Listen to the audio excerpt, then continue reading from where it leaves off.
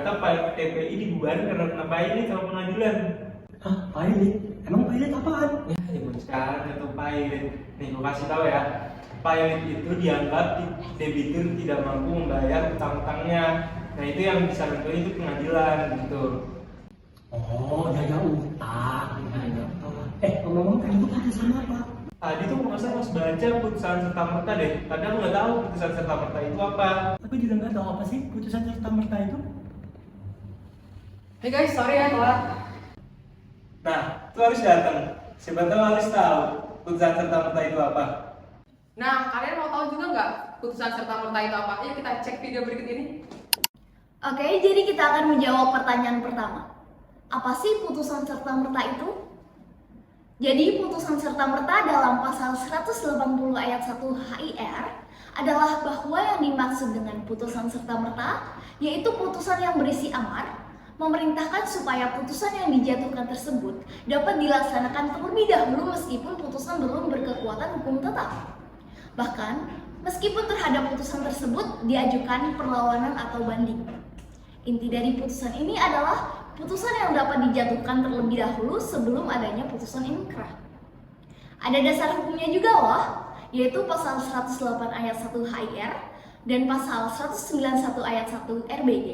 Dalam kedua pasal tersebut memuat, yang pertama, pengadilan negeri boleh memerintahkan supaya putusan dijalankan dahulu walaupun keputusan itu dibantah atau diminta banding. Jika ada surat yang sah, satu surat tulisan yang menurut peraturan yang berlaku itu berkekuatan bukti. Atau jika ada hukuman dahulu dengan keputusan yang sudah mendapat kekuatan keputusan yang pasti, demikian juga tuntutan sementara dikabulkan, tambahan pula dalam perselisihan hak. Yang kedua, akan tetapi hal menjalankan keputusan dahulu tidak boleh diluluskan sampai kepada penyanderaan. Selanjutnya, kita bahas mengenai kapan sih dikeluarkannya putusan serta-merta itu. Berdasarkan SEMA nomor 3 tahun 2000, putusan serta-merta dapat dikeluarkan jika yang pertama, gugatan berdasarkan pada bukti surat autentik atau surat tulisan tangan yang tidak dibantah kebenaran tentang isi dan tanda tangannya oleh pihak lawan. Yang kedua, gugatan tentang utang piutang yang jumlahnya sudah pasti dan tidak dibantah. Yang ketiga, gugatan tentang sewa menyewa tanah, rumah, gudang, dan lain-lain di mana hubungan sewa menyewa sudah habis atau lampau, atau penyewa terbukti melalaikan kewajibannya sebagai penyewa beretikat baik. Yang keempat, gugatan mengenai bagian harta perkawinan atau gonogini setelah putusan mengenai gugatan cerai mempunyai kekuatan hukum tetap. Yang kelima, dikabulkannya gugatan provisional dengan pertimbangan hukum yang tegas dan jelas serta memenuhi pasal 332 RV.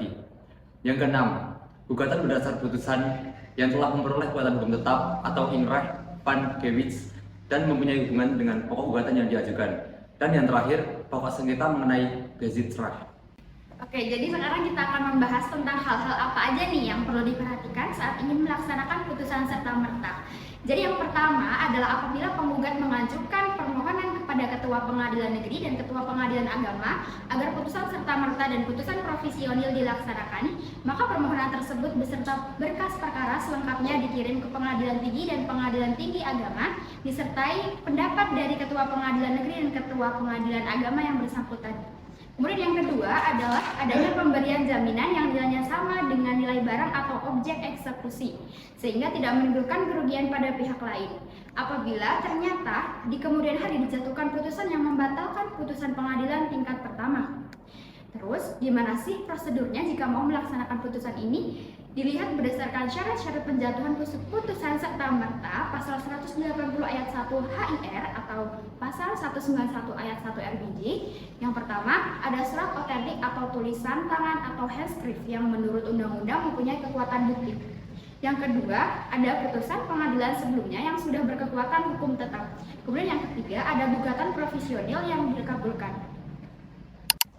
Oh, tapi menurutmu kenapa ya hakim memberikan putusan serta-merta? Nah jadi gini, putusan serta-merta itu kan untuk menanggapi keadaan darurat atau situasi yang memerlukan tindakan segera tanpa menunggu proses hukum yang panjang. Nah tujuannya untuk melindungi kepentingan publik, menjaga keamanan atau menanggulangi krisis dengan cepat dan efektif. Sedangkan kepailitan itu sendiri dianggap sebagai keadaan darurat yang mengacu pada situasi di mana tindakan segera diperlukan. karena adanya ancaman atau bahaya yang serius terhadap keamanan, kehidupan, atau kepentingan publik. Dalam konteks hukum, kepailitan dapat menjadi dasar untuk mengambil tindakan atau keputusan segera, cepat tanpa menunggu proses hukum yang biasanya lebih lambat. Oh, jadi karena itu hakim memutuskan putusan serta merta.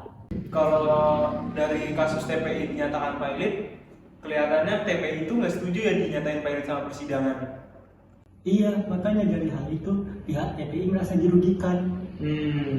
Nah, gimana teman-teman? Kalian udah pada ngerti belum mengenai putusan serta merta? Kalian udah ngerti belum? Ngerti dong. BTW, pinjam dong 2000 buat parkir.